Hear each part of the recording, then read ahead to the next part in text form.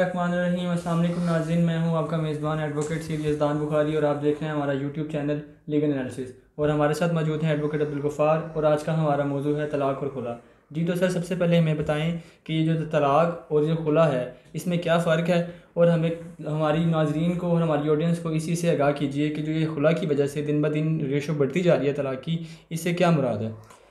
देखिए, इसमें दो चीज़ें हैं। पहले तो मैं आपको खुला का कंसेप्ट समझाऊंगा अपने नाज़रीन को और उनके साथ मैं शेयर करूंगा, और फिर हम तलाक़ की बात करेंगे कि तलाक़ और खुला में फिर फ़र्क क्या है। खुला का जो कंसेप्ट है ये हमारा इस्लामिक कंसेप्ट है, और एक वक्त था कि हमारे जो फैमिली लॉज़ हैं उसमें इन चीज़ों को नहीं देखा जाता था या इनकी कोई अहमियत नहीं थी, या ये हमारे लॉ में शामिल नहीं थे। और उसकी वजह से क्या होता था कि अगर किसी औरत ने, अगर उनका घर नहीं बसता तो मर्द क्या करते थे, वो तो दूसरी शादियां कर लेते थे और वो औरतें बेचारी 20-20 साल बैठी रहती थीं। और क्योंकि हमारे यहाँ इस्लामिक जो लॉज़ हैं वो उस तरह अप्लीकेबल नहीं हैं और पुराने कवानीन चलते आ रहे थे, तो फिर ये जब ये चीज़ें शामिल हुई और ये मुशर्रफ दौर में जो है वो जो खुला का कंसेप्ट है वो हमारे यहाँ आया। लेकिन ये कंसेप्ट इस्लामिक है, ये अन इस्लामिक नहीं है। लेकिन बदकिस्मती ये है कि हमारे माशरे में हर चीज़ वो मिस यूज़ ज़्यादा होती है और उसको अच्छा जो उसका इस्तेमाल है वो कम होता है। खुला का कंसेप्ट, खुला से ये हरगिज़ मुराद नहीं है कि जिसने खुला ले लिया उसको तलाक़ मिल गई है। खुला का मैं आपको पहले मतलब समझाना चाहूँगा कि खुला से ये मुराद है कि औरत के पास डायरेक्ट तलाक़ देने का जो हमारे यहाँ जो उसका अख्तियार है वो इस्लामिक लॉ में नहीं है। जैसे मर्द है वो एक ही दफ़ा 3 दफ़ा बोल दे तलाक़ हो जाती है, वो अलग अलग बोले वो तलाक़ हो जाती है। लेकिन औरत अगर इस तरह 3 दफ़ा बोलेगी तो इससे तलाक़ नहीं होगी, क्योंकि ये अख्तियार औरत के पास नहीं है। अब उसका तरीक़ाकार क्या है? उसका तरीक़ाकार ये है कि औरत अगर ये समझती है कि उनके मामलात नहीं चल रहे और वो दिन ब दिन ख़राबी की तरफ जा रहे हैं और अब वो एक दूसरे के जो शरई हकूक़ हैं वो पूरे नहीं कर पा रहे, और कुछ ऐसे मसाइल हैं, देखिए जो भी खुला की तरफ जाता है या तलाक़ की तरफ जाता है तो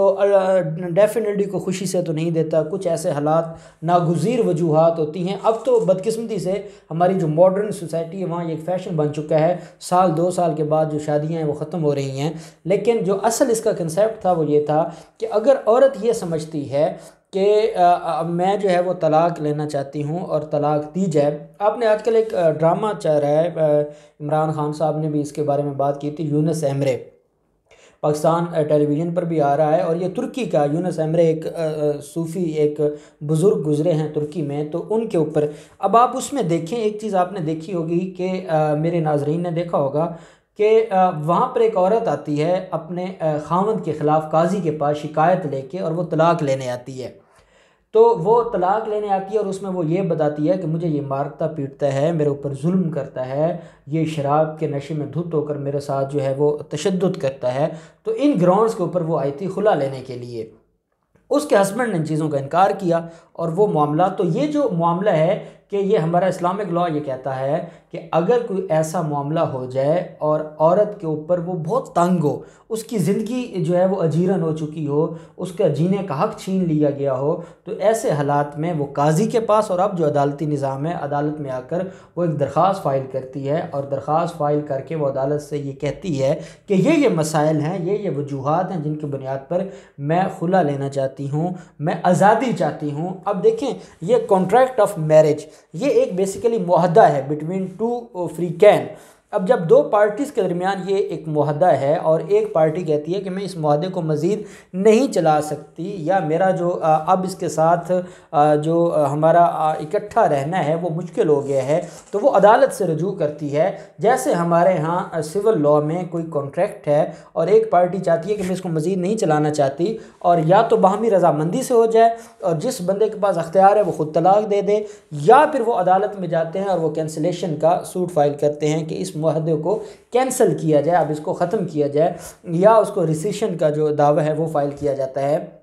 बिल्कुल ऐसे ही औरत अदालत में जाती है, फैमिली कोर्ट में, और वहाँ पर एक दावा दायर करती है जिसको हम रेजोल्यूशन ऑफ मैरिज कहते हैं। ये सेक्शन 8 है जो हमारा लॉ है, फैमिली लॉज इन पाकिस्तान, और जो फैमिली एक्ट है उसका सेक्शन 7 है, वो ये कहता है, मुस्लिम फैमिली ऑर्डिनेंस 1961 उसका सेक्शन 8 है, वो ये कहता है कि डिसोल्यूशन ऑफ मैरिज भी हो सकती है, जो तलाक है उसके अलावा भी शादी ख़त्म हो सकती है। और वो ये है कि औरत सेक्शन 8 के तहत जाती है फैमिली अदालत के पास, वहाँ दरख्वास्त फ़ाइल करती है और उस दरख्वास्त में वो मौक़िफ़ अपना देती है। और अगर ये दावा डिक्री हो जाए तो इससे हरगिज़ ये मुराद नहीं है कि उसकी तलाक हो गई है। देखें, खुला का दावा जब डिग्री होता है तो इससे ये मुराद है कि अदालत ने उसकी वजूहात को मानते हुए उसको ये हक दे दिया है कि अब आप तलाक के लिए अप्लाई कर सकती हैं। ये खुला का कंसेप्ट है कि अदालत उसके वजूहात को सुनने के बाद ये डिक्री देती है, अदालत ये ऑर्डर पास करती है कि जो वजूहात इस औरत ने बताई हैं ये अपने हस्बैंड से नाखुश है और इसकी जो ग्राउंड्स हैं वो वैलिड हैं, और इस बुनियाद पर अदालत उसको अख्तियार देती है कि आप तलाक ले सकती हैं। और ये दावा जो खुला की डिक्री है ये लेने के बाद तलाक नहीं हो जाती, बल्कि वो ये डिक्री लेकर जाती है यूनियन काउंसिल में। यूनियन काउंसिल में वो दर्ज करवाती है और यूनियन काउंसिल फिर 3 नोटिस भिजवाती है हस्बैंड को और फ्रीकैन को। एक नोटिस जाता है, उसके 1 महीने के बाद दोबारा नोटिस जाता है, और तीसरा नोटिस जो है वो 1 माह के बाद जाता है। और उस दौरान तीसरा नोटिस का जब टाइम पीरियड ख़त्म होता है, या जो 90 दिन का एक टाइम पीरियड है डिक्री के बाद, नोटिस के बाद जो 90 दिन का पीरियड है जो यूनियन काउंसिल में प्रोसेस है, उसका जो 90 दिन पूरा होने से पहले पहले अगर मियाँ बीवी की सुलह हो जाए तो वो रुजू कर सकते हैं, बग़ैर हलाला के वो रुजू कर सकते हैं और उनको किसी फॉर्मेलिटी में पढ़ने की ज़रूरत नहीं है, वो इकट्ठे हो सकते हैं। हाँ, जब 90 दिन पूरा हो जाता है और यूनियन काउंसिल तलाक मुअस्सर का सर्टिफिकेट जारी कर देती है तो फिर उसके बाद हम कहेंगे कि ये जो तलाक है ये अब मुकम्मल हो चुकी है और अब ये रुजू नहीं कर सकते। अब इनके पास अगर ये इकट्ठा होना चाहते हैं तो इनके पास जो हमारे इस्लामिक लॉ में हलाला का कंसेप्ट है वो है।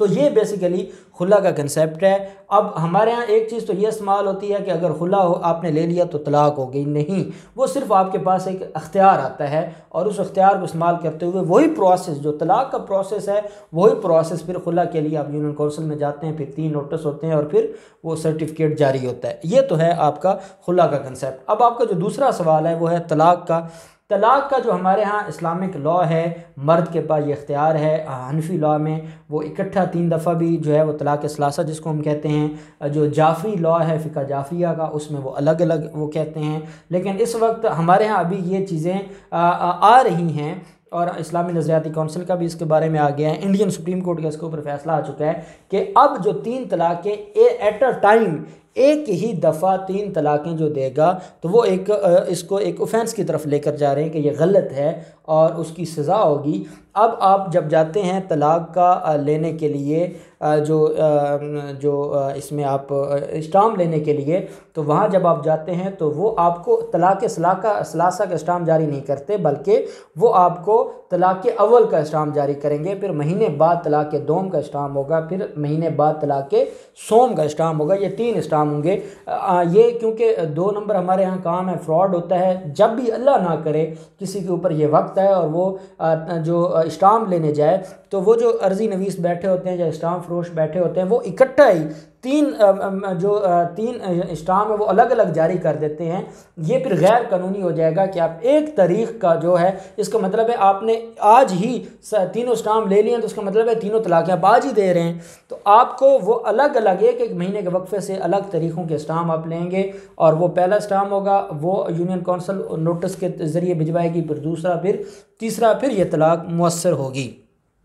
और एक और अहम बात जो क्योंकि टाइम भी हमारा ख़त्म हो चुका है और आपके एक सवाल रहता है, लेकिन एक अहम बात है जो मैं अपने नाज़रीन को ज़रूर बताना चाहूँगा कि अब हमारा कानून ये कहता है कि तलाक उस वक्त तक नहीं होगी जब तक यूनियन काउंसिल तलाक सर्टिफिकेट जारी नहीं करेगी, मुअस्सर जो तलाक मुअस्सर का सर्टिफिकेट है वो जारी नहीं करेगी। देखें, आपने ज़ुबानी तौर पर यह सिंपल नोटिस भेजा है 2016 में और 2020 आ गया है, आज तक वो जो तलाक मुअस्सर सर्टिफिकेट है वो जारी नहीं हुआ। तो कानून हमारा इस वक्त जो कानून है फैमिली लॉ वो ये कहता है कि वो इस वक्त भी शादी इंटैक्ट है और औरत आपके ख़िलाफ़ जो है वो दावा फाइल कर सकती है इसका ख़र्चे का, और अदालत ये कहेगी कि क्योंकि अभी तक सर्टिफिकेट जारी नहीं हुआ तो कानूनी तौर पे शरई तौर पे तो वो तलाक हो गई, लेकिन कानूनी तौर पर जो उस वक्त पाकिस्तान में लॉ है, क्योंकि हमारी जो लॉ कोर्ट ऑफ लॉ हैं ये कोई शरई अदालतें नहीं हैं, तो वो ये कहती हैं कि आपने क्योंकि मौसर सर्टिफिकेट जारी नहीं हुआ इसलिए